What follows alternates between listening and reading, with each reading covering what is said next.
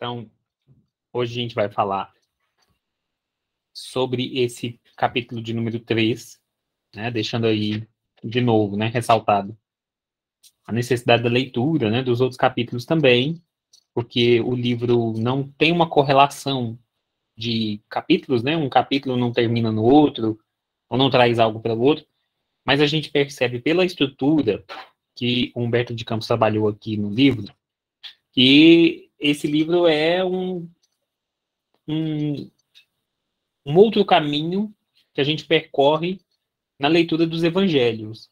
A gente começar a ler esse livro e começar a, por exemplo, verificar as passagens, né, as anotações dos apóstolos lá no Novo Testamento, se a gente pegar o livro de Levi, Mateus, né, se a gente pegar Marcos, e se a gente pegar ali Lucas, a gente vai ver a semelhança, né, da cronologia desse livro aqui, do Boa Nova, com a narração que eles ali trazem, né? Não são todos os capítulos que vão ter uma correlação direta, a gente não vai encontrar muitas vezes uma ligação direta com versículos, né, do Novo Testamento ali, seja de qual evangelista for, e é interessante porque isso traz para nós um sentimento de abrangência, né? A gente percebe quantas coisas ficaram de fora, por exemplo, das anotações dos apóstolos. Quantas oportunidades, não é? Porque a gente tem que fazer o exercício também de pensar em como foram feitas essas anotações, né? Em como os apóstolos começaram essas anotações. Mais à frente a gente vai ver, né, que é Levi quem começa, porque ele era um dos letrados, né, à época. Escrever não era, tanto escrever quanto ler, né, não era fundamental para a massa, né, para a população em geral. Os serviços não necessitavam, né, da escrita, nem muito menos da leitura, né? Acho que mais da leitura, né? As pessoas não necessitavam ler, então, logicamente, não necessitaria também escrever, não é?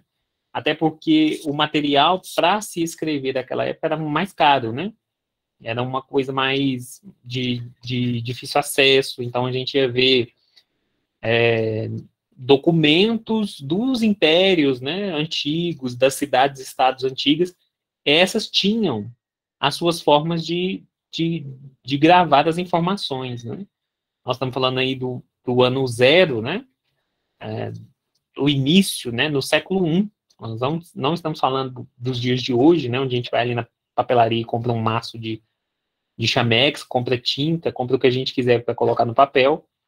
Uma dificuldade enorme, né, para se recolher esse material, né, para as escritas.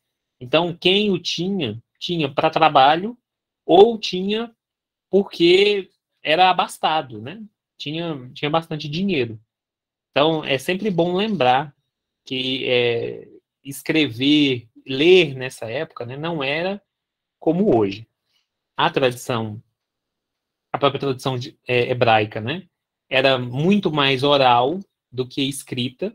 Nós tínhamos as escrituras nos templos, né, ou nas casas dos doutores da lei, nas pessoas que tinham aí um tanto de dinheiro a mais, mas o público, em geral, não tinha acesso, porque era muito caro, né? Por exemplo, as primeiras anotações evangélicas, né, as cópias que o pessoal descobriu, né, com o passar dos anos, né? Como é que a mensagem do evangelho foi passada? Nós tínhamos anotações que eram feitas apenas com consoantes, porque à época você pagava por letra que era escrita. Então, até a Torá, por exemplo, né, mesmo as escrituras sagradas hebraicas, elas vinham nesse formato, né? Era tudo escrito ali somente com as consoantes, não tinha vogal, e pontuação também era uma coisa que não existia. essa coisa de versículo, né, capítulo, versículo, por exemplo, não existem nos originais. Isso aí foi uma organização dos pais da igreja, né, foi uma organização do pessoal da Igreja Católica, com o passar aí do tempo, né, quando eles entraram de posse dessas cartas originais, né, desses originais eu não vou dizer, né, que eu acho difícil eles tenham encontrado as anotações originais de Levi, por exemplo, né, mas encontraram aí as cópias que foram feitas. Quando a gente lê Paulo e Estevão, a gente percebe, né, que as comunidades cristãs, quem podia, né, muitas vezes entrava em contato com um apóstolo do Cristo, via ali que eles tinham anotações e fazia uma cópia. Então, essas anotações foram feitas, num princípio, somente por Levi, somente pelo apóstolo Mateus, né, que a gente conhece aqui. Levi faz essas anotações esporádicas, e aí é interessante a gente pensar que ele vai fazer anotações quando ele pode, não sempre, não era sempre que ele estava ali com Jesus e pegava ali o seu material para escrever, para lembrar, né?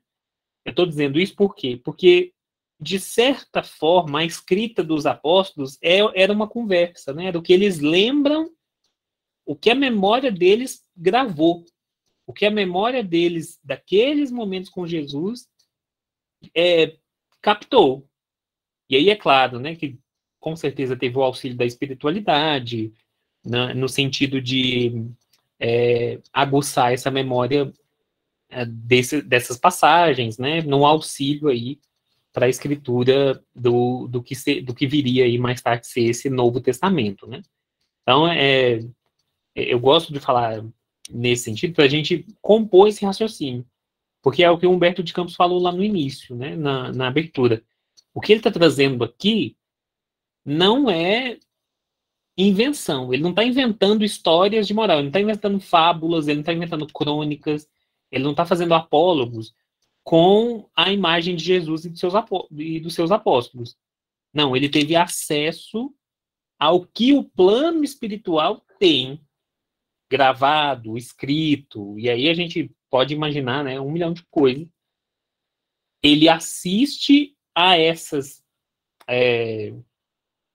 a essas a essas gravações. Eu gosto de pensar que são gravações, né? Quando a gente lê, por exemplo, Memórias de um Suicida, né? Em determinado momento eles estão ali no tratamento, aí a gente vê que eles são levados a ver o processo de formação do planeta, né? Mas não de uma forma assim, como se fosse um filme em 3D, não. Eles veem a vista, a visão, a memória de outros espíritos que é acessada, né? Que de uma outra forma, com uma espécie de tecnologia que para nós hoje é impossível, né?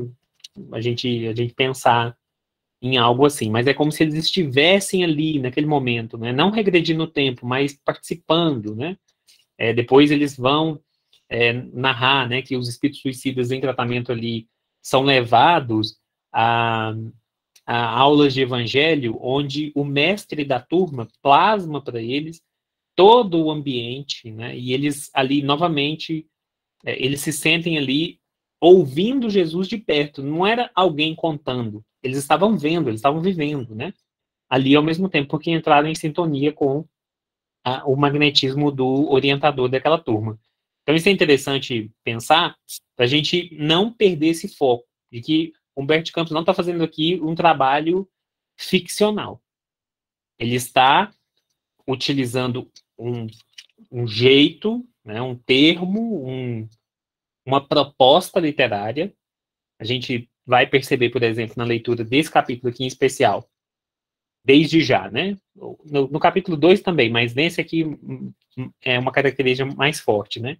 A gente vai vendo aí a característica parnasiana, que o parnasianismo foi um movimento literário muito de muita expressão e de muita força no Brasil, principalmente nessa década, aqui na década de 1940, né, 45, quando o livro chega, né, 45 a 50, mais ou menos, a gente vai ter o parnasianismo muito forte no Brasil. E quais são as características do parnasianismo, né? É essa coisa mais bucólica, essa ligação ao campo, o autor do poema, da prosa, ou da crônica, tentando, ao máximo, trazer elementos que remetam o seu leitor àquele ambiente. Por isso falei para vocês, presta atenção, como como a natureza acaba sendo um personagem do livro, né? Acompanhando, como que ao Jesus falar, a gente vai ver que a natureza respondia a ele, né? Ou ele comandava, né? A natureza ali para criar um momento inesquecível para aqueles corações que ali estavam, né? De uma forma de deixar ali uma impressão não só na memória, mas algo sentimental, né?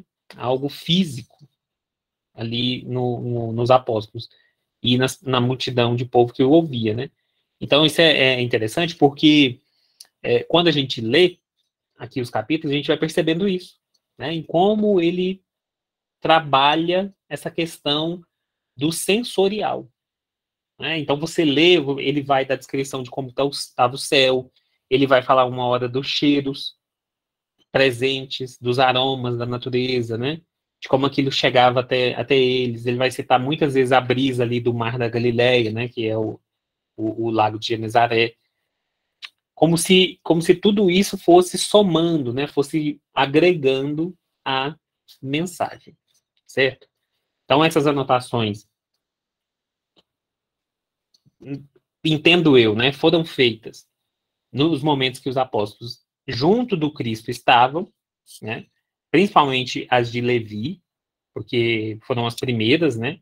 O Evangelho de Marcos, quando a gente lê, né? Eu lembro de eu criança fazendo catequese, aí a gente pegava lá, Evangelho de Mateus, ó, o primeiro. Aí você lia, aí você ia para o Evangelho de Marcos. Era quase a mesma coisa. O início, ele tem muita coisa que você fala assim, nossa, um copiou do outro. E depois, mais tarde, eu fui descobrir, é uma cópia mesmo, porque o Evangelho de Marcos não é de João Marcos, né? Porque João Marcos não conviveu com Jesus. O Evangelho de Marcos é o Evangelho de Pedro. São as memórias de Pedro, né? Pedro vai contando, mas aí ele vai lembrando do que passou. E aí eles utilizaram o modelo do Levi como uma espécie de coluna ali, né, para apoiar a memória do Pedro a se lembrar daqueles momentos, daquelas passagens. Nem muda pouquíssima coisa. Então, no Evangelho de Marcos tem pouquíssima coisa que é diferente do Evangelho de Mateus, por exemplo. Mas porque são anotações que foram feitas aí com a reativação da memória de Pedro, né? Pedro foi incluindo algumas coisas que ele lembrava de momentos que ele viveu com Jesus. Aí, por exemplo, quando a gente vai para o Evangelho de Lucas, que é o Evangelho de Paulo, a gente vai ver que tem muito mais diferença, né? Paulo vai trazer a história do nascimento de Jesus, por exemplo, foi contada primeiro no Evangelho de Lucas, depois foi colocado nos outros. Mas foi Paulo que teve essa ideia, né, essa iniciativa de conversar com Maria, perguntar para ela como é que foi. Maria conta para Paulo, e Paulo, ao organizar aí o texto do Evangelho junto de Lucas, né, ele vai incluir essas memórias de Maria ali. Então, foi uma construção de várias pessoas, né? E aí, novamente, por que eu estou falando disso aqui quando a gente entrar? Antes da gente entrar no capítulo. Para que a gente entenda a importância do que a gente está vendo aqui. Porque aqui já não são mais as memórias de uma só pessoa. Aqui são memórias de espíritos diversos que acompanharam Jesus aqui. Espíritos que estavam ao lado do Cristo, por exemplo. A gente não pode, né?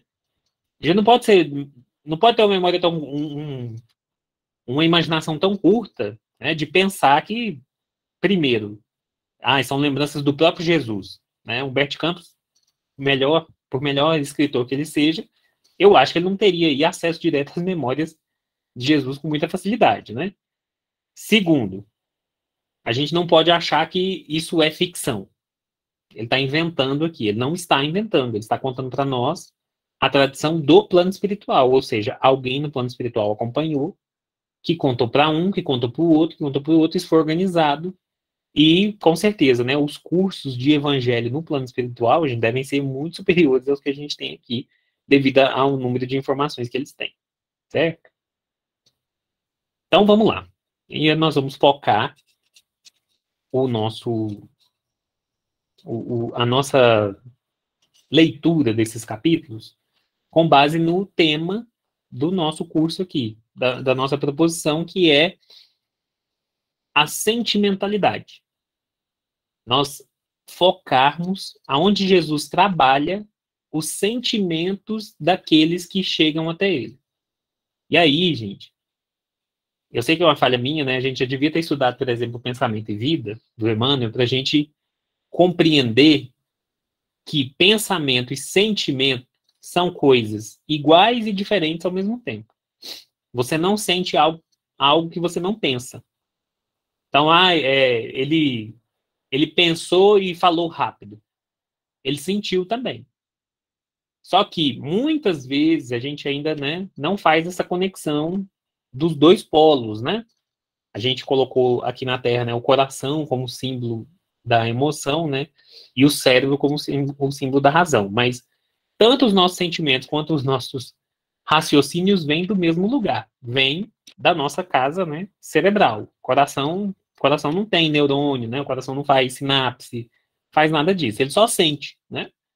Mas onde é que isso surge? Isso surge no pensamento. Então, como é que eu mudo? Como é que eu faço uma mudança na minha vida? Como é que eu faço como os apóstolos de Jesus, que saio de uma posição e entro em outra, numa mesma reencarnação? Isso é possível? É possível. Só que a gente tem que trabalhar o início. Porque se a gente for, eu agora sou cristão, então eu vou mudar meus hábitos externos. Se a gente ficar só no externo, então tem gente, né? Tem gente não, nós passamos aí várias reencarnações preocupados demais com o externo, né? Preocupados com a roupa que a gente ia para a igreja, preocupado com o emprego que fulano ou ciclano tinha e que a gente não tinha, preocupados com a necessidade de aparentar para os outros algo que a gente não era, algo que a gente nunca foi, né? A gente sempre trabalhou muito essa questão do externo. E aí eu tenho certeza, né, que nós não somos perversos, nós só somos frágeis, né? E deveria ficar sempre aquele sabor, assim, eu estou falando sabor como se fosse algo físico, mas devia ficar meio que aquela amargura em nós, né, de percebermos que, por mais que a gente tenha vivência dentro do cristianismo, a gente ainda continua, em essência, os mesmos. Então, onde é que eu mudo isso? Onde é que é a chave que a gente vira? O que os santos fizeram, por exemplo, que transformaram a vida deles daquela forma? A gente não pode achar que, é porque ele é santo. Ele nasceu assim. Não. Aconteceu algo com aquele espírito. Em algum momento ele decidiu virar a chave, mas não foi a chave da atitude externa.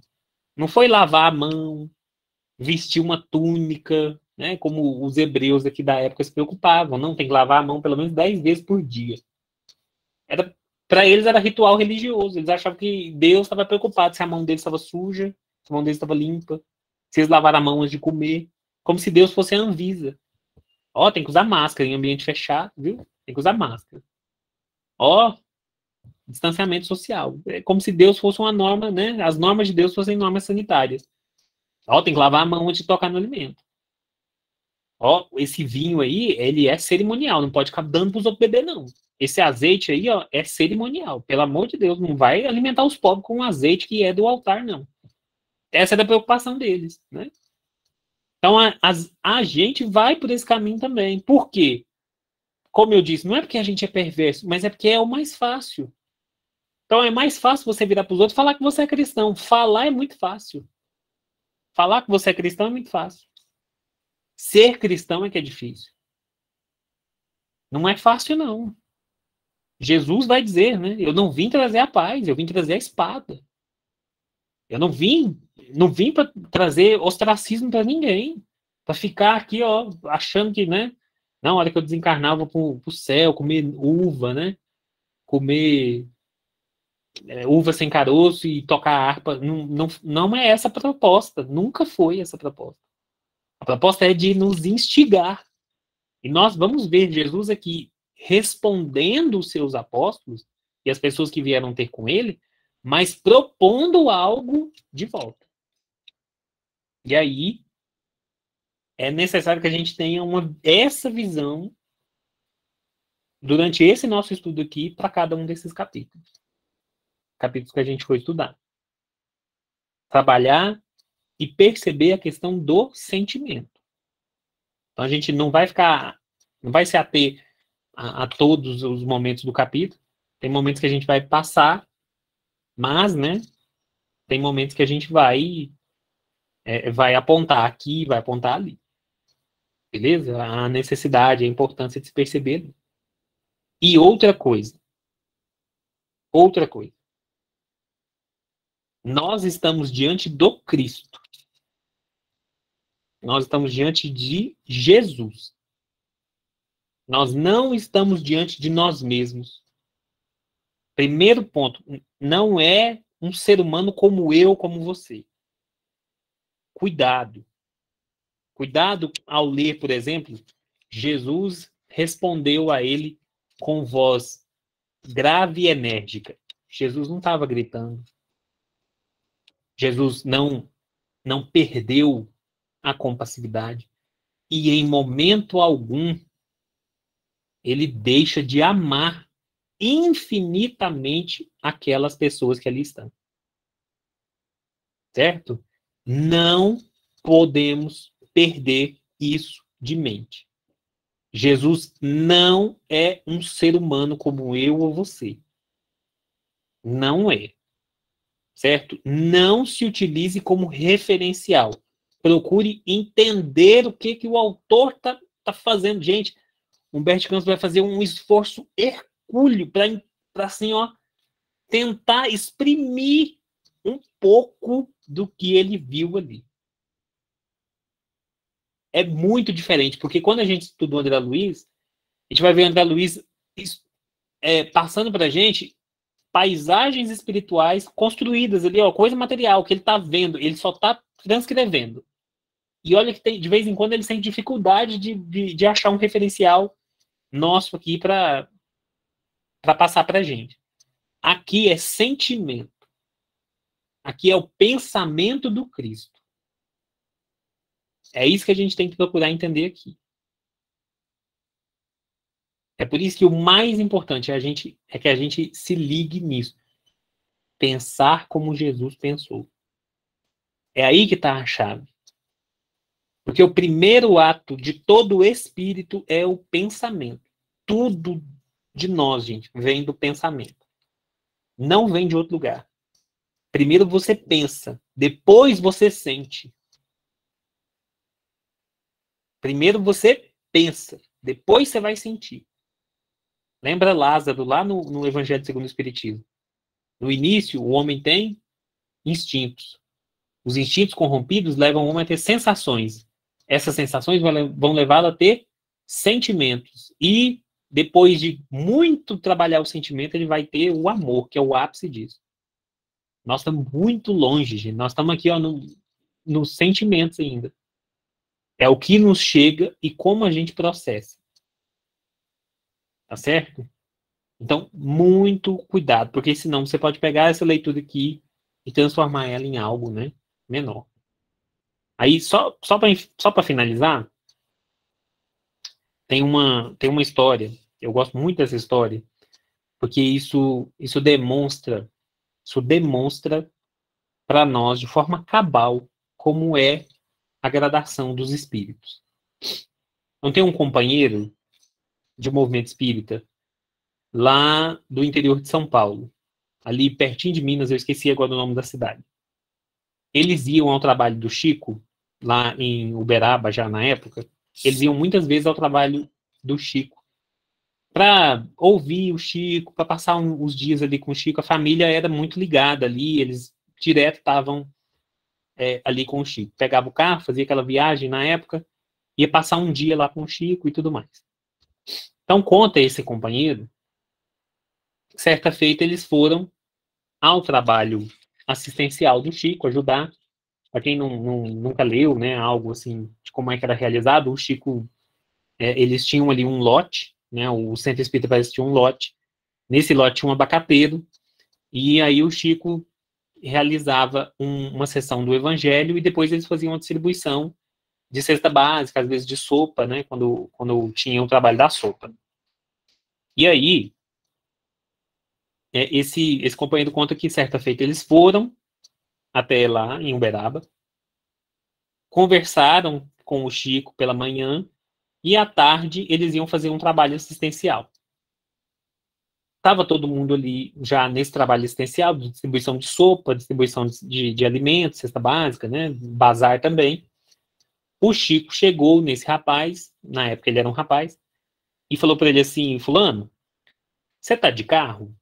Aí ele falou assim: tô de carro. Aí ele falou assim: tem como você me levar ali? E aí ele conta rindo, né? Falou, como que você falava não pro Chico, né? Ele, gente, claro, né? O Chico pediu carona pra mim, falou, claro.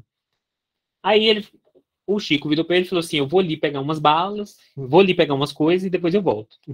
Ele seguiu o Chico, diz ele que estava tendo umas comemorações, alguém levou um saco de balinha para dar para as crianças, o Chico encheu a mão num saco de balinha e colocou no bolso. E ele pensa, né, que na hora ele fala que ele pensou, né, ele falou, nossa, o Chico gosta muito de balinha também, né, inocente. E aí seguiram, foram para um outro local, onde o Chico guiou ele, falou, vai ali, assim, assim, assim, e eles chegaram na periferia lá de Uberaba. Estacionaram um carro numa rua e o rapaz conta, né, o senhor hoje conta que quando eles estacionaram, eles desceram do carro e tinha um monte de criança brincando na rua. Quando as crianças perceberam que era o Chico, vieram correndo para cima do Chico. Aquela alegria, Chico, Chico, coisa boa, você tá aqui, não sei o que e tal. E aí ele diz que olhando, né, naquela, né, imagina, você tá ali trabalhando com o Chico Xavier, ele estava ali percebendo. E aí ele conta que o Chico conversava com essas crianças, as crianças chegavam, ele atendia uma a uma, enfiava a mão no bolso, pegava uma bala, das que ele pegou lá, entregava para a criança, perguntava para a criança do pai dela, da mãe dela, do avô, da avó, dos tios, da galera que morava na mesma casa com eles, só que falava pelo nome. Oi, fulano, como é que tá seu pai? Como é que tá sua mãe? Sua mãe melhorou de tal coisa? Sua avó, como é que ela tá assim, assim, assim? Beleza.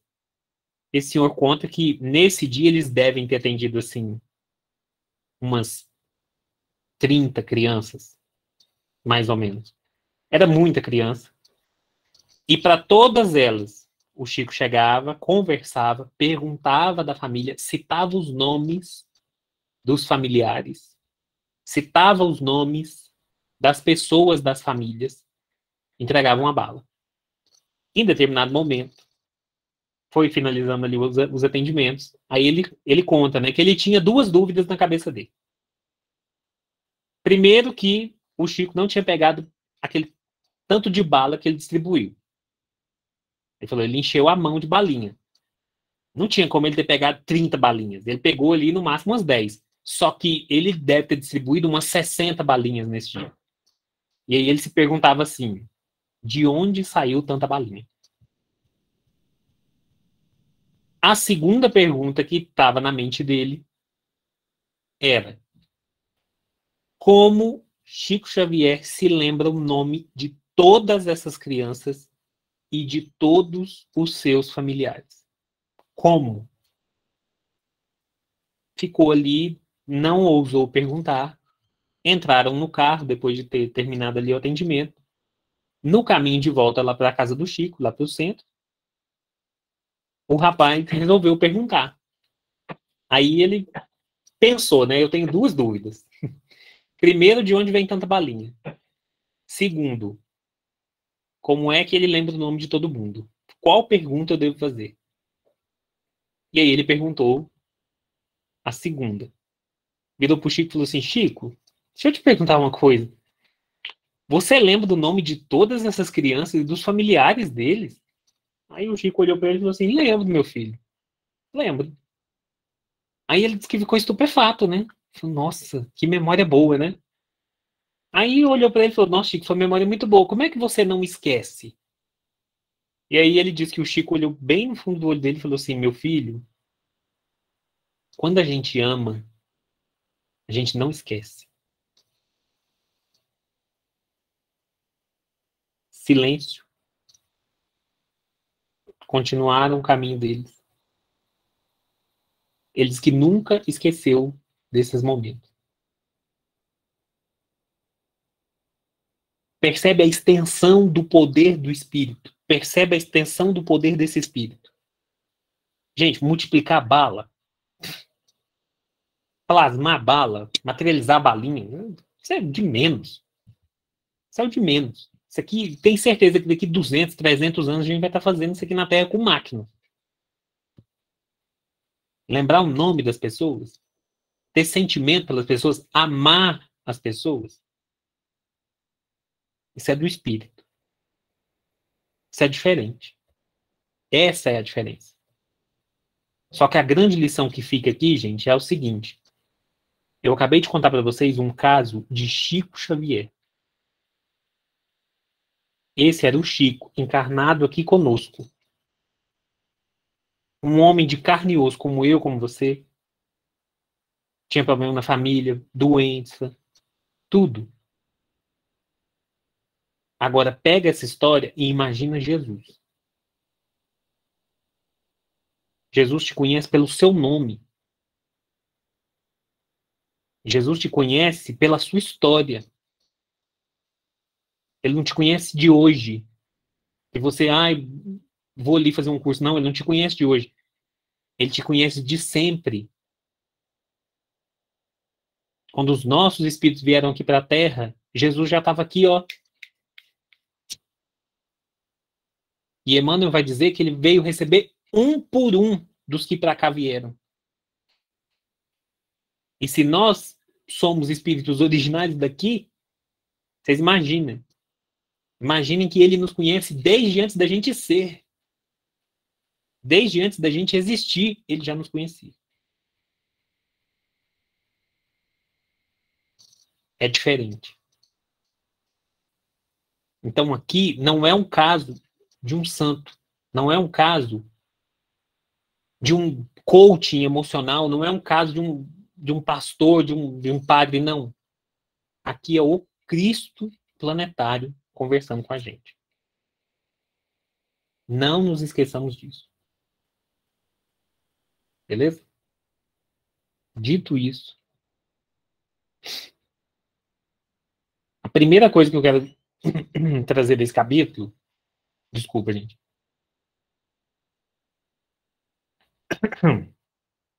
A primeira coisa que eu quero trazer desse capítulo aqui é a construção dele. A primeira coisa que a gente vai percebendo é a construção. Como esse capítulo foi feito. Esse capítulo foi trabalhado com a questão da antítese, né? Nós vamos ter a apresentação de lugares, de pessoas e as suas antíteses. Um lugar, outro lugar. Uma pessoa, outras pessoas. No início aqui do capítulo, nós vamos ver, né, que Jesus vai começar aí a sua atividade messiânica, né? Nos primeiros dias, né? Ou seja, mais ou menos no início daquele ano, do ano 30, lembrando que o calendário não era igual ao nosso, né? Não é o calendário gregoriano. Na época de Jesus não tinha esse calendário ainda. Então, nos primeiros dias do ano 30, Jesus começa aí o seu messianato. Ele havia se encontrado com João Batista, seguido ali a cartilha de João Batista, né, foi ali se encontrar, pelo que a gente percebe, né, da leitura do capítulo 2, Jesus já havia repassado algumas orientações, né, para o Batista, que é aquele espírito que viria antes dele, né, Elias reencarnado antes da vinda do Messias, né, Elias de volta antes da vinda do Cristo, e passada, né, ali com ele, aquele período, né, dos 40 dias, que são muito simbólicos aí, né, ali no deserto, vivendo o jejum, né, que eles praticavam ali antes de iniciar a sua caminhada, né? Ambos estiveram juntos por alguns dias, em plena natureza, percebam aí, natureza com N maiúsculo, né? Ele não está falando, estiveram juntos no clima, não. Estiveram juntos na natureza, né? Com Deus. Porque no meio da natureza, quem é que pode suprir? Né? Quem é que pode te alimentar? Somente Deus. Você está nas mãos do Criador, né? Vai para o meio do nada, sem provisão, sem nada, para jejuar.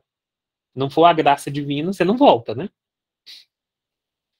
Então, estiveram juntos por alguns dias em plena natureza, no campo ríspido do jejum e da penitência do grande precursor, até que o mestre divino, despedindo-se do companheiro, demandou o oásis de Jericó, uma bênção de verdura e águas entre as inclemências da estrada agreste. De Jericó, dirigiu-se então a Jerusalém. Percebam que de Jericó a Jerusalém, se eu não me engano, é a mesma estrada utilizada por Jesus na parábola do bom samaritano. Se eu não me engano, o homem saía de Jericó e ia para Jerusalém. Então, o Humberto Campos vai narrar aqui brilhantemente para a gente, né, que ele vai se sentar ali nas adjacências do templo de Jerusalém. E aqui a gente tem que fazer criar um ambiente, né, ainda maior. Primeiramente, gente, o templo de Jerusalém não era uma igreja, né? Esse conceito de igreja que a gente tem, isso foi criado posteriormente, né? O templo de Jerusalém era diferente. O templo de Jerusalém foi construído, esse templo aqui que eles estão falando, né? É o templo construído por Salomão, né? É o templo de Salomão original, do qual hoje nada resta, né? Se eu não me engano, nem o Muro das Lamentações é parte desse templo aqui, narrado. Esse templo, gente, era a sede do poder do povo hebraico. Então, funcionavam no templo, por exemplo, as questões religiosas, mais as questões legislativas, executivas e judiciárias. Essa divisão dos poderes, né? Um executivo, um legislativo, outro judiciário, isso é invenção do século XVIII, né? Isso é muito depois, 18 ou 17, não sei. Isso é coisa de muitos e muitos séculos depois. Nessa época aqui, o povo hebraico vivia o que a gente chama de teocracia. A lei religiosa era a lei civil. Então, a lei deixada por Moisés era aplicada em todos os casos, tanto no religioso quanto nas questões das relações entre os indivíduos. Então, precisava consultar a lei não era um código, não era o Código Civil. Eu fiz uma compra, não deu certo, eu vou olhar aqui os meus direitos no Código de Defesa do Consumidor. Isso não existia, né?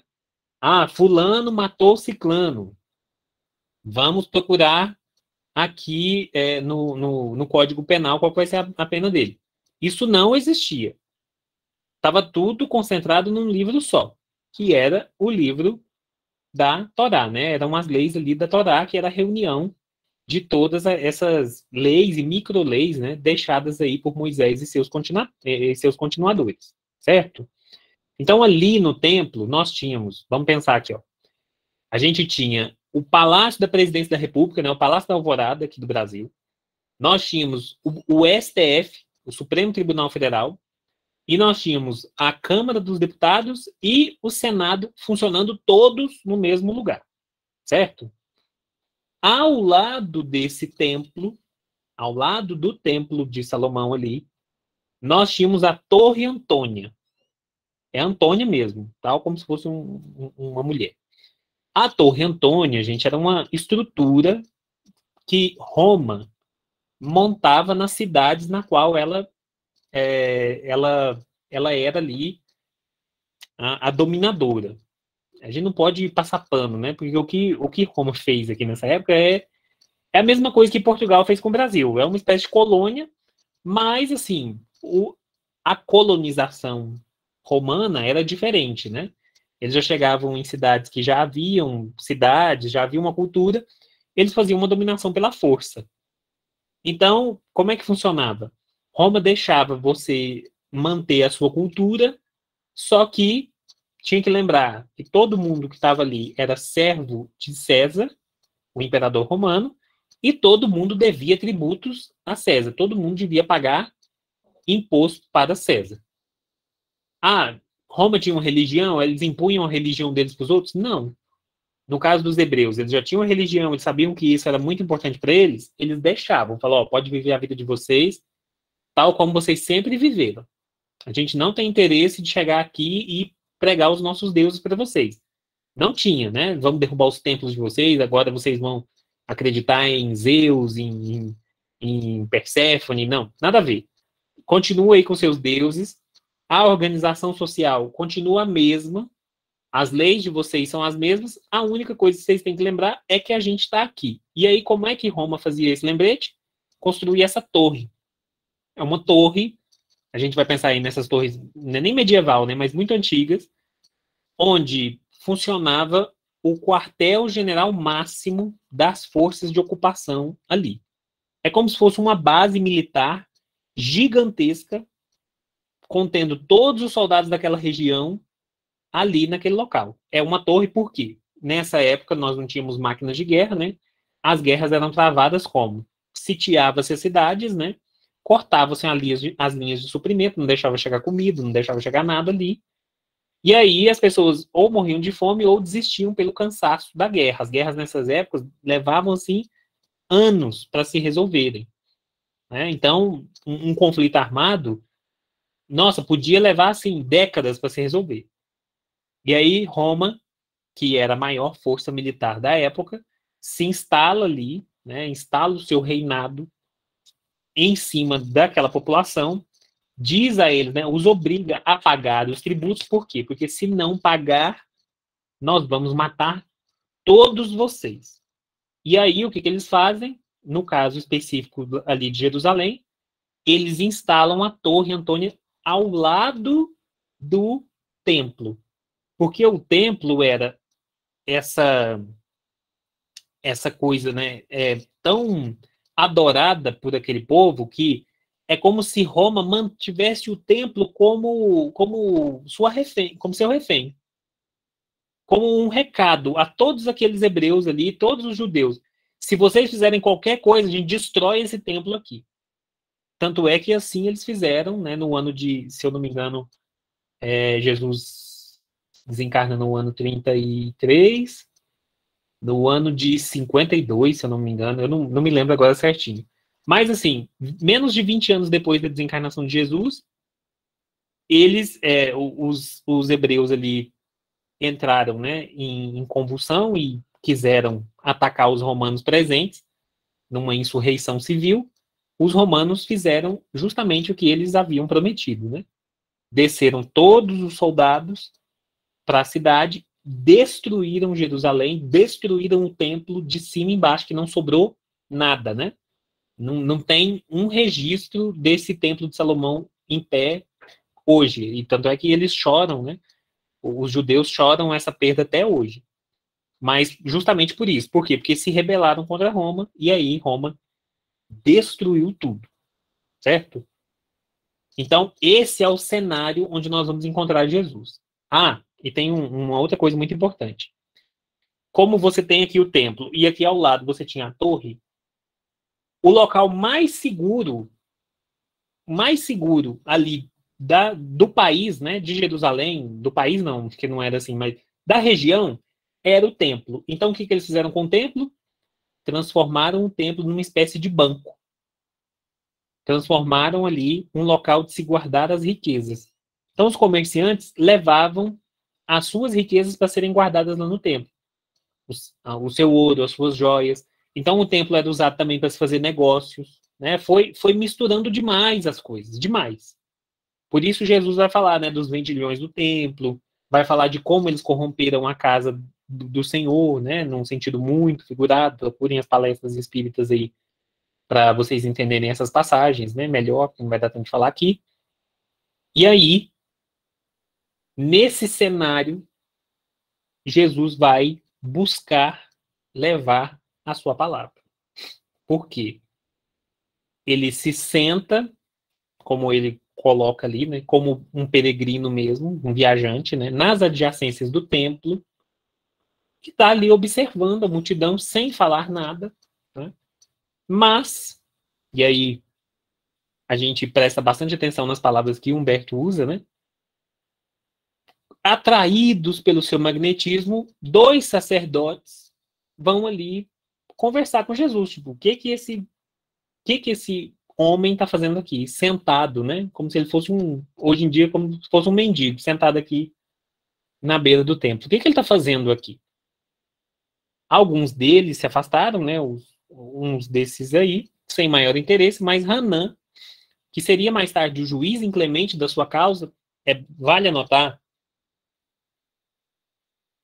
que Hanã é um dos sacerdotes do templo de Jerusalém que vai receber o processo judicial aberto contra Jesus. Hanã foi um dos que tiveram, por alguns instantes, a vida de Jesus em suas mãos. Aproximou-se ali de Jesus, né, e dirigiu-se-lhe com orgulho. Galileu, o que fazes na cidade? Primeira coisa, gente, como é que ele sabia que Jesus era Galileu? E aí a gente tem que fazer uma outra inferência aqui. A Galileia é um conjunto de cidades, é uma região, certo? A Galileia a gente pode falar assim, é tipo a região centro-oeste, mas assim, é menor, né? Vocês já viram o tamanho das terras lá de Jerusalém, da faixa de Gaza, né? Não é tão grande como o Brasil. É uma faixa de terra, né? É um pedaço de terra, e Jerusalém ficava mais ao sul, a Galiléia ficava mais ao norte. A Galiléia era uma região rural, enquanto Jerusalém era uma cidade grande, né? Para a época era uma cidade gigantesca, com um transitar de pessoas, né, muito cosmopolita, pessoas do mundo inteiro passavam por ali, havia muita coisa de fora sendo assimilada naquela cultura, e por aí vai. Então, eles reconheceram Jesus como Galileu pelo corte de cabelo, que era uma das formas, nessa época a gente não tinha documento, então uma das formas de você reconhecer uma pessoa, a nacionalidade da pessoa, ou a região da qual a pessoa vinha, por exemplo, era corte de cabelo e roupas. E às vezes o tom de pele, né? Quando a gente lê Paulo e Estevão, por exemplo, Paulo passa tanto tempo viajando, exposto ao sol, queimado ali mesmo, né? Que a feição dele, que é de um judeu, alterou tanto que eles achavam que ele era egípcio. Né? Ele lembrava muito o pessoal egípcio por conta do seu bronzeado. Então, era essa a forma que eles tinham de ver de onde vinha a pessoa. Então, era vestimenta, a forma de falar, as línguas que ele falava, né? E principalmente aí o externo, né? Nesse caso aqui, Jesus usava um corte que eles chamavam de a Galileia, né? Que é aquele corte de cabelo que a gente imagina, né? Ser aí mais ou menos aquele dos filmes, né? Aquele cabelo cortado mais ou menos aqui na altura do pescoço. E aí vai se desenrolar esse diálogo, né? Que é um dos pontos altos aí do capítulo, né? Jesus vai explicar para ele que passava por Jerusalém buscando a fundação do reino de Deus. Estou aqui para fundar o reino de Deus. Imaginem só vocês andando na rua, você olha, tem uma pessoa sentada numa calçada, você para, oi, tá tudo bem? Tá tudo ótimo. Eu estou aqui para fundar o reino de Deus. Você vem comigo? Qual que é a sua resposta? Só que o Hanan desprezava esse tipo de coisa, né? Reino de Deus. Tornou o sacerdote com acentuada ironia. E que pensas tu venha a ser isso? O que é o reino de Deus, Galileu? E aqui nós já temos a frase que mais vai se repetir nesse livro. Esse reino, reino de Deus, é a obra divina no coração dos homens. O coração é a sede dos pensamentos e dos sentimentos. Por quê? Porque aqui nós estamos falando de uma pessoa reencarnada no meio de judeus. E para os judeus, a sede dos pensamentos e dos sentimentos residem no mesmo lugar, no coração. Perceba, Jesus fala de um reino no pensamento e nos sentimentos das pessoas. Esse reino é a obra divina no coração dos homens. Obra divina nas tuas mãos, revidou Hanan. E continuando as suas observações irônicas, perguntou: Com que contas para levar avante essa difícil empresa? Quais são os teus seguidores e companheiros? Acaso terás conquistado o apoio de algum príncipe desconhecido e ilustre para auxiliar-te na execução de teus planos? É o pensamento de um homem do tempo dele. Ah, você vai erguer um reino? Primeira coisa, Jesus falou de um reino no coração dos homens. O que ele pensou? Reino é um pedaço de terra defendido ali por exércitos que lutam por um reino, né? No caso aqui, um príncipe, né? E nessa época a gente não tinha rei, como a gente entende hoje, e tinha aí os príncipes, que eram os poderosos, né, da época. Então, com quem que você conta para isso? Jesus, percebam, Jesus inabalável, tranquilo. O outro estava ali ironizando, escarniçando dele, e ele, eu tenho uma missão para cumprir, eu vou cumprir minha missão sem se abalar. Meus companheiros vão chegar de todos os lugares. Respondeu o mestre com humildade. Sim, observou Hanan. Os ignorantes e os tolos estão em toda parte na terra. Certamente que esse representará o material de tua edificação. Entretanto, propões-te realizar uma obra divina. E já viste alguma estátua perfeita modelada em fragmentos de lama? Gente, século I, a influência helênica, né, a influência grega, esparramada ali pelo centro do mundo, né, que era ali o Egeu e as suas regiões ali, né, aquele lado mais leste da Europa. Então, ele olha e fala, como é que você esculpe uma estátua de beleza na lama?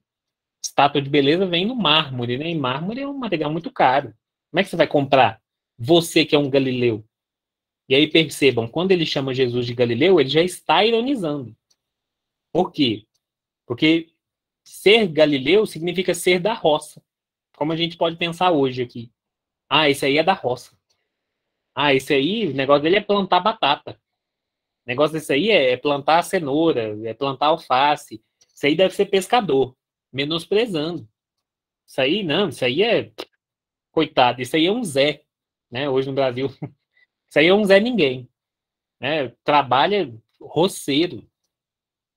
Deram aquela olhada, né, na aparência e já julgaram Jesus. Então, pretendes realizar uma obra divina e já viste alguma estátua perfeita modelada em fragmentos de lama? Porque, né, já que você não pode comprar mármore, você vai fazer sua estátua com lama? Sacerdote, replicou-lhe Jesus com energia. E aqui a gente toma cuidado, porque esse enérgico de Jesus não é o mesmo que o nosso. Cuidado. Nenhum mármore existe mais puro e mais formoso do que o do sentimento, e nenhum cinzel é superior ao da boa vontade. Percebam, enquanto Hanan usa só de materialidade, Jesus está falando de espiritualidade. Um está vindo com a matéria, um está vindo com o mundo. Jesus está falando de sentimentos. Ah, você vai construir estátuas na lama? Bom é mármore. Imagina se Jesus fosse revelar para ele. Imagina Jesus virando para ele e falar, Hanan, eu que fiz o mármore. Eu que plasmei o mármore, você sabia? Foi eu que dei a ideia de como fazer o mármore. Só que isso aí já passou. O mármore já está aí. Já está aí. Agora, minha obra é a obra de verdade, né? Que eu tenho, é o compromisso real que eu tenho. Não é de construir planeta, não é de fazer mármore, não. É de trabalhar e educar pessoas. Não estou preocupado com isso mais, não. E o cinzel, para quem não sabe, cinzel é aquela. Parece uma faca, né? Tem um molde de uma faca, assim, que é o que os escultores utilizam para dar forma ali no mármore. Impressionado com a resposta firme e inteligente, o famoso juiz ainda interrogou: Conheces Roma ou Atenas? Olha a posição do Hanan aqui se revelando novamente. Percebe o quanto que ele é materialista. Roma o centro do poder do mundo, sobre o qual ele estava, né, ao qual ele estava sob ali o jugo, e Atenas, o centro cultural do mundo àquela época. Então, poder e a cultura do mundo. Você conhece Roma ou Atenas? Seu ignorante, né? É como se alguém virasse pra gente hoje e falasse assim, já foi pra Disney? Você conhece a Europa? Você já saiu do Brasil? Tem muita gente, né? Perceberam? Parece que a pessoa sai do país e isso é um atestado de que ela é melhor que a gente. Já perceberam isso? Ah, porque eu já fui nos Estados Unidos umas 6 vezes. Que bom. Eu já fui para Uruana umas 6 vezes. Ai, não é a mesma coisa de jeito nenhum. Percebe? Jesus vai responder que ele conhece o amor e a verdade. Eu não conheço essas aí, não. Eu conheço o amor e a verdade. Tem ciência dos códigos da corte provincial e das leis do templo? Você conhece a lei de Roma e as leis do templo aqui? Sei qual é a vontade do meu pai que está nos céus, respondeu o mestre brandamente. Eu conheço a vontade de Deus. Eu não preciso disso. Eu conheço a vontade de Deus e eu vim aqui para fazê-lo. O sacerdote contemplou irritado e, dirigindo-lhe um sorriso de profundo desprezo, demandou a torre Antônia em atitude de orgulhosa superioridade. No dia seguinte, o mesmo formoso peregrino foi visto a contemplar as maravilhas do santuário, antes, alguns minutos, de internar-se pelas estradas banhadas de sol a caminho de sua Galiléia distante. Então, Jesus vai embora de Jerusalém do mesmo jeito que ele chegou. E aí ele demanda a Galiléia. O que Jesus foi fazer ali em Jerusalém, gente? Alguém na leitura, durante a leitura, pensou nisso? O que Jesus foi fazer lá em Jerusalém? Provocar o Hanan? Será que ele foi lá para isso? O que vocês acham? Alguém? Ninguém? Vamos pegar as informações que a gente tem. Jesus estava no início do messianato dele. Certo? Primeira coisa. Jesus estava iniciando a sua atividade messiânica. Qual foi uma das primeiras atitudes que Jesus toma ali no Evangelho? Ele começa as suas pregações e aí ele vai reunir um colégio de apóstolos. Por quê? Porque ele sabia que ele sozinho não poderia fazer tudo. Tinha que ter o quê? Continuadores. Não é verdade? Continuadores do seu trabalho, auxiliares ali mesmo, porque ninguém trabalha sozinho. Né? O que ele foi fazer lá em Jerusalém? Buscar mão de obra. Buscar pessoas. E aí é que é interessante. Que Jesus não vai lá buscar apóstolos. Ele não está assim, oi, eu vou construir o reino de Deus. Quem quer vir comigo? Assina o nome aqui. Ele não está fazendo isso. Não está fazendo isso. O que ele está fazendo? Ele está se colocando à disposição das pessoas. Para que as pessoas venham a ele e aí ele possa construir um caminho para ele ir até essas pessoas. Jesus não é um empresário. Ó, eu tô aqui em Jerusalém para abrir uma filial da minha igreja e eu tô aqui vendo aqui o melhor caminho. Não, Jesus não é desse. Não é um empresário. E ao mesmo tempo ele não estava ali para recrutar as pessoas, não. Eu não estou aqui para recrutar um povo que eu preciso fazer uma obra, preciso recrutar gente. É diferente. É diferente. Ele tinha essa intenção, mas não age dessa forma. E aí, um tempo, né? Jesus vai percorrendo ali esse caminho até chegar em Jerusalém, né? Descansando igualmente em Caná, né? Em Caná das bodas de Caná, né? Lembrando que o pessoal lá de Caná era parente de Jesus, né? Jesus se encontrava nas circunvizinhanças da cidadezinha de Cafarnaum, como se procurasse com viva atenção algum amigo que estivesse à sua espera. Em breves instantes, ganhou as margens do Tiberíades, que é o lago, né? E se dirigiu resolutamente a um grupo de alegres pescadores, como se de antemão os conhecesse a todos. Isso aqui é Humberto Campos falando pra gente que os apóstolos, né, gente, não eram pessoas, né? Ah, eu vou ali escolher no meio da multidão. Não foi isso, né? A manhã era bela, no seu manto diáfano de radiosas neblinas. Ó, a coisa do, né? A coisa parnasiana. As águas transparentes vinham beijar os eloendros, né, da praia, né? A vegetação da praia, como se brincassem ao sopro de vibrações perfumadas da natureza. Os pescadores entoavam uma cantiga rude e, dispondo inteligentemente as barcaças móveis, deitavam as redes em meio de profunda alegria. Jesus aproximou-se e, assim que dois deles desembarcaram em terra, falou-lhes com amizade. Simão, André, Pedro e André, né? Que são irmãos. Simão e André, filhos de Jonas, venho da parte de Deus e vos convido a trabalhar pela instituição de meu reino na terra. E aí, gente, quero chamar a atenção para duas coisas. O Evangelho vai nos contar, as anotações dos Evangelhos, né? Vamos contar que, primeiro, Jesus já era conhecido ali, naquela região, por conta das suas pregações. Certo? Ele não era um total desconhecido. O mundo, naquela época, não tinha 8 bilhões de pessoas. O mundo era bem menor, contando aí com algumas centenas de milhões de pessoas, certo? Não era isso tudo que a gente tem hoje. Então, no fundo, quando você ia para uma região isolada, né, uma região interiorana de algum país, as pessoas eram parentes. Então, como a gente vai perceber aqui, na leitura do Humberto de Campos, a gente vai ver que, primeiro, Levi era parente de Jesus.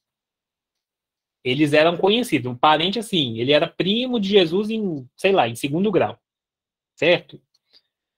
Tiago Menor, o segundo Tiago, né? Não o irmão de João.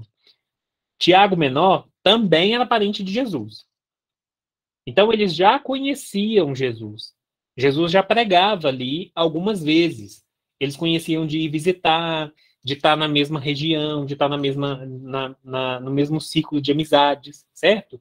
Então, não foi uma coisa assim, larga tudo que vocês estão fazendo aí e me segue. Vamos com calma, né? Porque se fosse assim, imagina, Pedro tinha família. Pedro tinha gente dentro da casa dele que dependia dele. Ele não podia simplesmente, tá bom, vou largar tudo aqui e vou seguir o senhor. E nessa época aqui, era comum também essa imagem do mestre, né? Alguém que possuía um conhecimento em alguma área, um conhecimento superior em alguma área, que trazia pessoas para perto de si. E as pessoas o seguiam ali, tal como se fossem os seus discípulos, certo? Então, é por isso, né? Não só pela conexão espiritual, mas também por quê? Porque eles já se conheciam, certo? Jesus, então, lhes falou docemente do evangelho com um olhar incendiado de júbilos divinos. Estando muitos outros companheiros do lago a observar de longe os três, André, manifestando a sua tocante ingenuidade, exclamou comovido: Um rei, senhor, mas em Cafarnaum são tão poucas casas. Hoje, né, o pessoal viaja para aquela região, a região de Cafarnaum, ali próximo a Jerusalém, e vê, né, que é pequenininho. Na época, os historiadores contam assim, que se tivesse 50 casas ali, 50 famílias ali em Cafarnaum, era muito. Que às vezes era até menos, era umas 30, de 30 a 50. Então, o André, né, Jesus falando de um reino, olhou e falou: Uai, Jesus, materialista que ele era, né? Construir um reino aqui em Cafarnaum, aqui é tão pequeno, né? Nós somos tão poucos. Ao que Pedro obtemperou, como se a boa vontade devesse suprir todas as deficiências. E aqui nós já vamos conhecendo um pouco do Pedro, né? O lago é muito grande e há várias aldeias circundando essas águas. O reino poderá abrangê-las todas. Nós vamos unificar isso aqui tudo, né? E nós vamos fazer um reino só. Isso dizendo, fixou em Jesus um olhar pequenino, tipo, é isso, mestre, né? Como se for uma grande criança, meiga e sincera, desejosa de demonstrar compreensão e bondade. Quereis ser meus discípulos? Vai perguntar Jesus, né? André e Simão se interrogaram, perguntando sentimentos de admiração embevecida. E Pedro perguntava: que homem seria aquele? Onde já lhe escutara o timbre carinhoso da voz íntima e familiar? Onde que ele já ouvira Jesus falar daquela forma com ele, né? Tentaram, mas não conseguiram. A única coisa que eles puderam dizer, né, era seguir ali o coração e dizer a Jesus que sim. Sim, Jesus, seguiremos os seus passos. Jesus os abraçou com imensa ternura, e como os demais companheiros se mostrassem admirados e trocassem entre si ditérios ridicularizadores, o mestre, acompanhado de ambos e de grande grupo de curiosos, se encaminhou para o centro de Cafarnaum, onde se erguia a intendência de Antipas. Era o posto da polícia, da Receita Federal ali em Cafarnaum. Entrou calmamente na coletoria de impostos, né? E avistando um funcionário culto, conhecido publicano da cidade, perguntou-lhe: que fazes tu, Levi? Eu recolho impostos do povo devidos a Herodes. Queres vir comigo para recolher os bens do céu? Levi, você que recolhe dinheiro, quer vir recolher os bens do céu aqui na terra? Imagina o Levi, o choque. Tudo bem, né, senhor? Eu estou pronto. Por quê? Porque já conhecia de antemão, né? Já conhecia uma figura de Jesus. Não foi também assim, de supetão e na loucura, não. Então vamos, disse Jesus abraçando. E aí, ele vai fazer uma das suas primeiras pregações, né? O título aí do, do, do capítulo, né? Entre eles mesmos. Começava ali uma amizade, né? Entre aqueles 4 elementos que ia durar aí até o dia da desencarnação de Jesus, né? Na tarde desse mesmo dia, o mestre fez a sua primeira pregação da Boa Nova, na Praia Ampla, cercada de verdura e situada naturalmente junto às águas. E aí Humberto Campos vai colocar, né? Como essa, essa questão da natureza é importante, né? Como esses elementos da natureza estavam ali presentes nesse momento, tecendo para a gente, né? Você vai lendo o livro, é como se você pudesse ver a imagem, né? A paisagem que ali estava. Isso é muito importante, porque a gente vai perceber na leitura do livro que é o seguinte: toda vez que antes de Jesus falar, ele vai trazer esse elemento da natureza. É como se ele preparasse o solo do nosso coração com esses pensamentos, com essa criação da natureza. É como se essas palavras, quando a gente começa a imaginar esse campo, quando a gente começa a imaginar esse lago, é como se a gente já tivesse mais disposto a estar ali. Ou como se a gente se conectasse com essa coisa mais bucólica, com essa coisa mais da terra, né? Com essa coisa mais raiz, fugisse desse nosso mundinho aqui, e aí, depois de preparar esse terreno, ele entra com a mensagem. Isso é parnasianismo puro, gente. Era assim que os gregos, por exemplo, faziam nas suas peças, nas suas poesias. Uma ode à natureza para depois falar da moral, para depois falar, passar, né, a mensagem que eles queriam passar. E aí nós chegamos no ponto, né, que faz aí a perfeita antítese do que é esse capítulo. Nós vimos Jesus primeiro indo passar um tempo com João Batista. João Batista, gente, era conhecido, né, por alimentar-se o mais frugalmente possível, né? Ele comia gafanhotos e mel. Mel silvestre, né? Que ele achava na natureza. Claro que ele devia comer outras coisas também, né? Mas era só o que a natureza dava.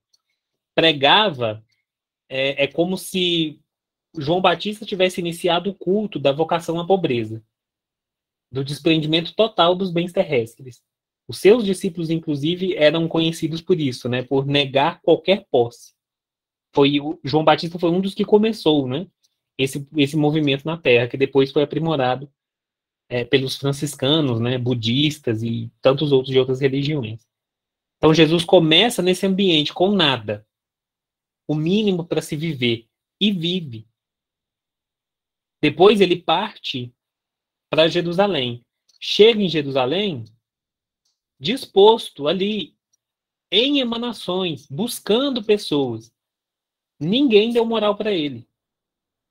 Assim como ninguém deu asilo a Maria, quando da noite de Natal, né? Ninguém quis. O único que teve alguma curiosidade era o Hanan. Mas o Hanan já tinha muitas certezas, né? Ele não tinha nenhuma dúvida. Ele não precisava de nada. Ele já estava farto daquilo que ele tinha, né? Daquela materialidade toda na qual a vida dele estava envolvida. E aí Jesus sai de Jerusalém e vai a Galileia. E em menos de alguns dias, ele já conseguiu companheiros para seguir com ele naquele trabalho, no início do trabalho da implantação do reino de Deus na Terra. Percebe a diferença? O povo da cidade, e aí nós não vamos culpar as cidades, né? Mas as pessoas que têm a sua vida muito presas, né, na materialidade, não, eu não tenho tempo de ir para o centro espírita, não, porque eu trabalho demais. A minha vida é trabalhar. Se eu não trabalhar, eu vou morrer de fome. Né? Ou eu não tenho tempo de ir para o centro espírita, não. Vai ter uma festa, e aí eu vou ter que ir nessa festa, porque é muito importante que eu esteja lá. Todo mundo que eu conheço vai para lá. Né? Então, essas coisas, esses pormenores, né, da nossa vida que, não, eu não tenho tempo para essas coisas, não. A minha família me suga muito. Eu não tenho tempo para isso, não. Fora a ironia, porque Hanan também encarna isso, né? Hanan era um doutor do templo, uma pessoa extremamente inteligente. Um doutor da lei era alguém formado em múltiplas línguas, com múltiplas habilidades intelectuais nessa época. Eles não só sabiam a lei, como sabiam línguas, sabiam das leis de Roma, conheciam a história, conheciam a cultura dos outros países. Eles eram os políticos da época, né? Só que viviam no ócio. E olha só que interessante, né? O Hanan tinha essa preocupação do deixa eu ver se o alimento que eu estou comendo é puro, porque essa era uma das regras, né? Que eles, nossa senhora, que eles seguiam assim que se tivesse um pelinho fora do lugar ali na comida, eles já não comiam. Até que até hoje, né? Até nas culturas arábicas a gente vê isso, né? Só se matar o frango para vender para a gente, tem que matar o frango de determinada forma. Para matar a vaca, tem que matar de determinada forma. Porque se matar do jeito que vocês comem, a carne está impura para comer, é pecado. O Hanan era desses, né? Muito exterior. E menosprezava as pessoas que trabalhavam para levar para ele o alimento que ele comia. Enquanto ele vivia no ócio, vivia naquela ostentação, vivia no mármore, né? Que ele tanto prezava, né? Aquele pessoal estava ali, né? Humberto Campos coloca, né? Que a Galileia era aquela região esquecida, né? De pessoas pobres, de mulheres inconsoláveis, crianças esfarrapadas, né? Abandonadas à sorte, de homens rudes, sem educação, né? Faltava aquele investimento do governo em educação, em saúde, em coisas básicas. Eu não estou falando de hoje, estou falando de 20 séculos atrás, né? 22 séculos atrás, 21 séculos atrás. Percebe? Esse é o ponto desse capítulo, esse contraponto. E onde Jesus foi buscar o sentimento, trabalhar o sentimento, naquelas pessoas simples ou naquelas pessoas mais orgulhosas, né? E aí, lembrar sempre que o Cristo é o Cristo Consolador. Ele vem para trazer consolo para as pessoas. Então, o primeiro lugar para onde ele vai é onde tinha mais necessitados. Só que os necessitados não tinham necessidade de Jesus. Eles não sabiam. E aí depois ele parte para Galileia. Ali sim, as pessoas estavam muito necessitadas. Por quê? Porque elas viam, elas sentiam na pele o quanto elas estavam precisadas. Elas sentiam no descaso, na pobreza, na fome, no abandono. Só que se reencarnasse lá em Jerusalém como doutor do templo, estava do mesmo jeito, lá dos doutores do templo, sem reconhecer. É por isso que de vez em quando precisa, né? Dar um pulo aqui na pobreza, trabalhar até tarde, fazer feira, né, Marcelo? Todo dia. Às vezes precisa. É Deus conversando com a gente, é Deus corrigindo a gente. Jesus contemplou a multidão e enviou-lhe um sorriso de satisfação. Contrariamente às ironias de Hanan, ele aproveitaria o sentimento como mármore precioso e a obra e a boa vontade como cinzel divino. Os ignorantes do mundo, os sofredores, os fracos, os desalentados, os doentes e os pecadores seriam em suas mãos o material de base para a sua construção eterna e sublime. Converteria toda miséria e toda dor num cântico de alegria. E tomado pelas inspirações sagradas de Deus, começou a falar da maravilhosa beleza do seu reino.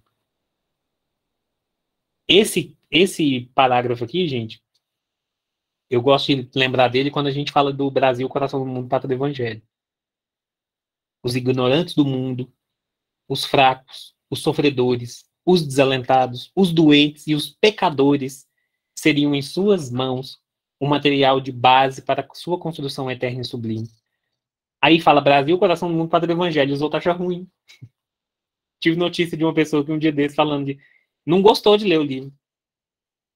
Ai, é umas promessas que eles fazem, eles pintam o Brasil com uma beleza tão grande, e aí a gente vem morar aqui. A pessoa ainda virou e falou assim: vem morar aqui nessa desgraça. Olha só. Porque fala de evangelho, achou que aqui era, né, o paraíso. Mas olha quem trabalha com Jesus, olha quem está do lado de Jesus. Olha com quem ele quer trabalhar, gente. Quem sabe demais, quem é rico demais, não precisa, né? Não precisa. Ao longe, no firmamento de Cafarnaum, o horizonte se tornara um deslumbramento de luz, e bem no alto, na cúpula dourada e silenciosa, as nuvens delicadas e alvas tomavam a forma suave das flores e dos arcanjos do paraíso. Olha a natureza, né?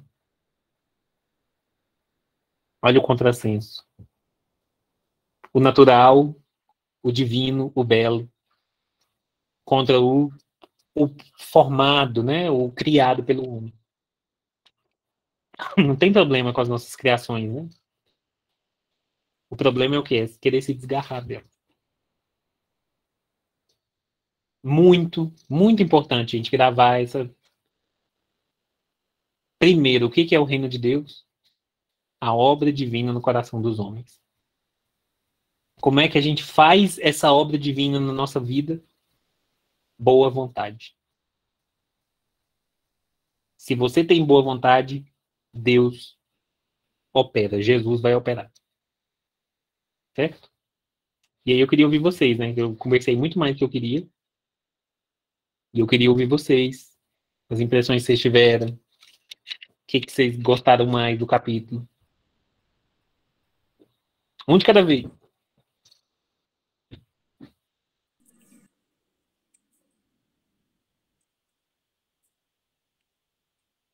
Eu pensei que o Zizeldo ia manifestar, fez foi sair. Apertou errado. Marcos, é interessante a gente fazer essa análise de o quanto Deus opera até nas nossas indisposições, né? Porque ali Jesus, para Hanã, ele estava ali na oportunidade de Hanã, né? E assim como esses discípulos que foram sendo arregimentados, né? Que já tinha esse, lógico que Jesus não ia dar fazer um convite a quem não estava preparado. Então, a gente observar isso, como você falou, são lindos esses ensinamentos, essas apresentações, mas a gente já tem se apresentado para essa fileira aí de seguir o Cristo, né? O quanto a gente precisa tirar de nós as indisposições que nos atrapalham esse desenvolvimento, dessa vivência no Evangelho. Ele vai percorrer justamente isso, porque a dinâmica, quando fala-se do reino de Deus nos corações dos homens, ele vai falar justamente de uma mudança de atitude, né, de decisão. E a gente percebe isso. A gente, na nossa fragilidade, a gente não consegue ainda manter uma constância no bem que já entendemos ser necessário. Então, essa figura que traz todos esses personagens para a gente verificar essa questão de comportamento, né? E, como diz, a espiritualidade ela não se prejudica com isso, até porque ela está em detrimento de nós. É o nosso percurso que vai ficando cada vez mais esburacado, mais acidentado, né? E é muito bom mesmo essa ligação da natureza, porque quando menciona esses desfechos assim, a gente plasma essa imagem assim à nossa frente e ele realmente fica encantador. É como se, ao plasmar isso, para quem porventura se permitir conseguir, eu vejo é quase um passe que a gente recebe, né? Porque é uma energia assim maravilhosa. Sim, é muito bacana, né? Quando você se coloca, né? Quando a mente viaja, é como se a gente fosse buscar, né? Esses elementos mesmo para perto, né? Muito bacana. Eu acho assim, eu acho lindo demais, às vezes, né? Igual esse parágrafo final, né? É de uma delicadeza, assim, é uma beleza a mais, né? Se é que possa existir uma beleza ainda maior, né? É como se ele trouxesse a beleza moral e a beleza natural pra gente, né? E unisse elas, é maravilhoso, é maravilhoso.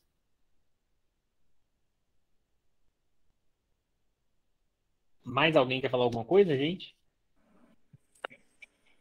Eu gostei muito também do anterior, quando Isabel conversando com Maria, né? Elas falando de que quando eles eram criança, né? Eu fiquei imaginando, eu plasmei como você aí, a cena das duas e os dois lá, o João e Jesus, eles conversando. Eu fiquei assim, fiquei pensando, falei, tão lindo, devia ser tão lindo.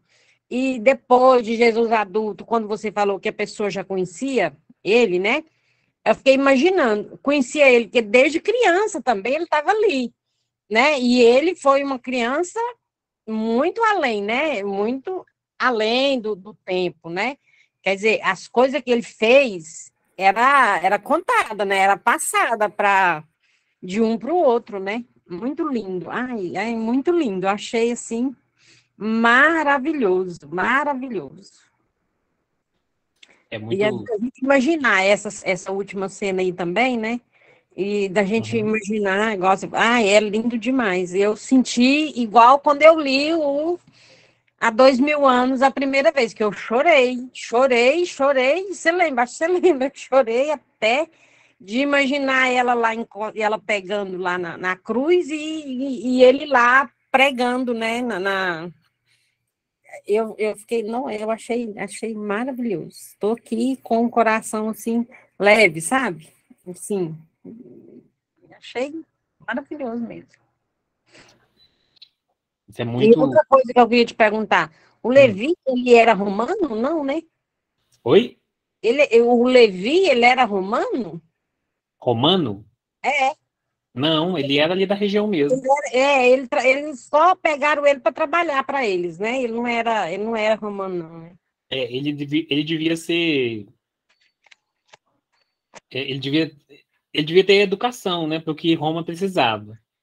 Então, se Uhum. você era coletor de imposto, você tinha que saber latim, você tinha que saber escrever, você tinha que saber contabilidade, né?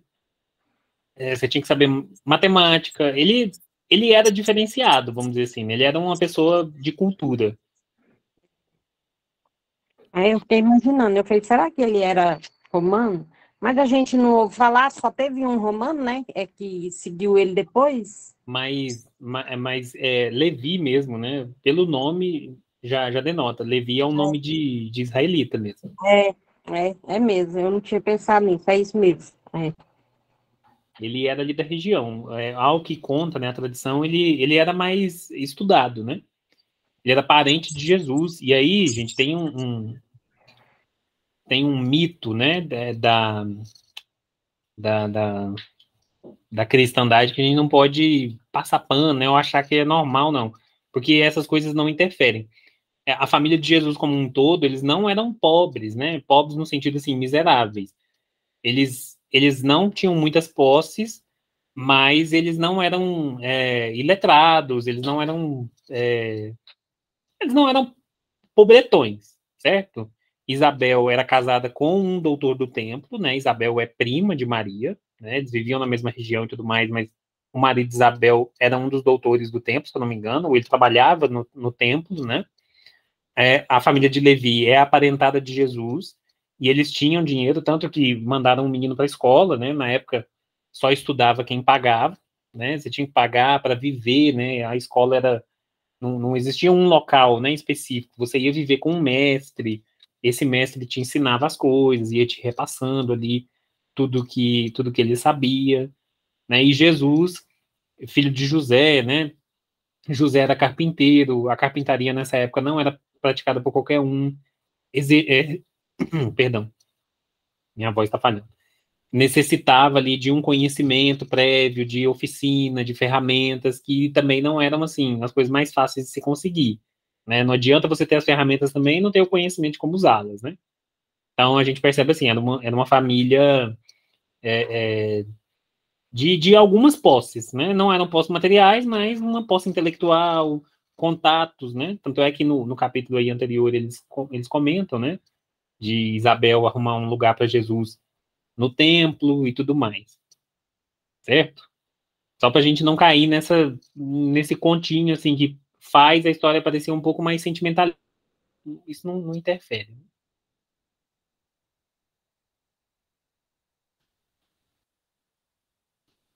Mais alguém quer falar alguma coisa? Então, para pegar essa vibe do, do, do capítulo anterior, né, do capítulo 2 dessa coisa da família, na semana que vem a gente vai ver o capítulo 4, que é o capítulo intitulado A Família Zebedeu. Nós vamos conhecer, né, a história dos pais, né, e do contato de Jesus com os pais de dois dos seus apóstolos, né, dois dos seus discípulos diretos ali, que eram Tiago Maior e João Evangelista, né, o João que escreve o Evangelho no futuro. Beleza? Capítulo 4, semana que vem. Agradeço vocês aí pela audiência, pela paciência. Qualquer dúvida, pode deixar aí nos comentários. Pode mandar também lá no nosso grupo do WhatsApp, né? Tá aberto para isso. Para quem quiser, né? Deixar o seu comentário, deixar aí a sua participação. Às vezes a gente sabe que não dá tempo, ou às vezes a gente é melhor escrevendo do que falando. Acontece também, certo? Um abraço para todo mundo. Fiquem com Deus e até a próxima. Boa Boa noite para noite. todos.